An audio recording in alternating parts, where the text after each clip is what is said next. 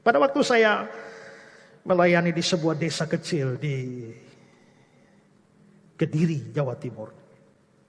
Di sebuah desa namanya Desa Wates. Saya sering melayani naik sepeda berkilo-kilo, berkunjung ke rumah jemaat. Dan satu kali saya berjumpa di satu rumah jemaat. Jemaat ini mempunyai seorang pembantu. Dan seorang pembantu ini, dia bukan Kristen. Lalu begitu saya lihat ini, saya bilang sama jemaat ini, bolehkah saya beritakan Injil kepada pembantu? Oh boleh Pak, bagus. Saya masih mahasiswa teologi. Yang hanya datang hari Jumat, hari Minggu pulang, hari Jumat berikut datang lagi, lalu pulang lagi, Jumat berikut datang lagi. Seperti itu. Dan saya datang, bagus saya mau beritakan Injil kepada ibu ini. Dan saya sudah bicara dengan jemaat. Waktu saya mau beritakan Injil, jemaat saya pergi ke belakang. Biarkan saya dengan ibu itu.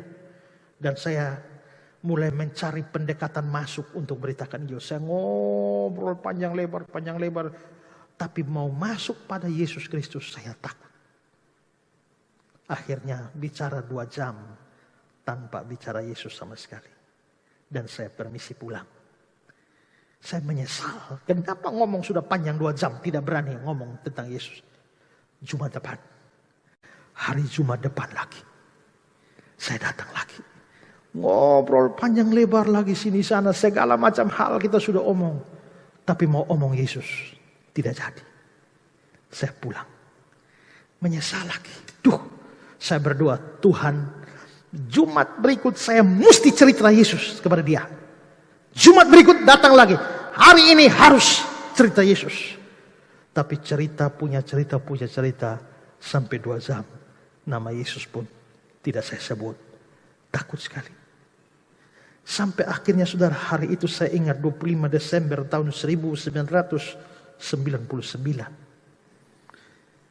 Saya datang dan saya bilang, Tuhan, ini 25 Desember hari Natal, hari ulang tahunnya Tuhan Yesus.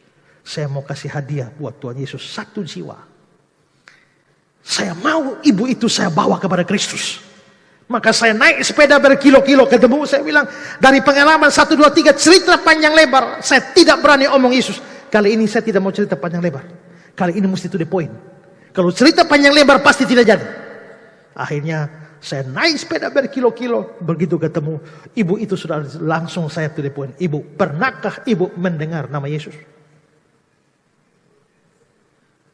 Langsung saja. Kalau panjang pasti tidak jadi. Apakah ibu pernah dengar nama Yesus? Dia bilang, pernah Pak. Siapa itu? Tuhannya orang Kristen. Ibu tahu siapa dia? Ya, Tuhannya orang Kristen. Tapi dia siapa sesungguhnya? Tidak, saya langsung cerita, bla bla bla, sudah cerita. Akhirnya saya beritakan Injil, panjang lebar. Setelah itu saya bilang, mau ini paling menentukan. Maukah ibu menerima Yesus sebagai juru selamat ibu? Dia bilang, Pak, sebenarnya saya sudah mau dari 3 minggu lalu. Saya hanya tunggu kapan Pak Pendeta tawarkan. Tapi sepanjang percakapan Pak tidak tawarkan 1 kali pun. Terima kasih hari ini sudah tawarkan Yesus pada saya. Langsung dia terima Yesus. Dalam hati saya bilang, kalau tahu begini dari 3 minggu lalu, hajar dia langsung. Tapi hari itu saudara, sukacita saya luar biasa. 25 Desember tahun 1999, di malam Natal, saya bawa dan tuntun seorang ibu kepada Kristus. Dan saudara, hari itu sukacita luar biasa. Saya ambil sepeda dan pulang jalan berkilo-kilo lewat kebun-kebun tebu. Tapi saya bernyanyi, aku bernyanyi bahagia. Wah, ada sukacita besar.